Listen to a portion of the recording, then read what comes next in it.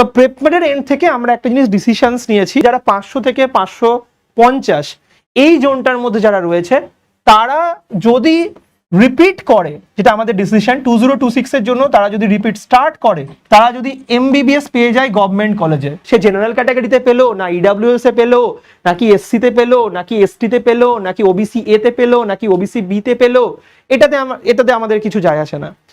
কিন্তু সে যদি কোনো কারণে এমবিবিএস এবং গভর্নমেন্ট সিট পেয়ে যায় এবং সে যদি 2026-এর জন্য আমাদের যে 15ই মে থেকে মানে 15th মে থেকে যে ব্যাচটা রয়েছে সেটা যদি স্টার্ট করতে চাই, তো সেই সময় এই বাচ্চাগুলোকে আমরা 90% ফেরত দিয়ে দেবো,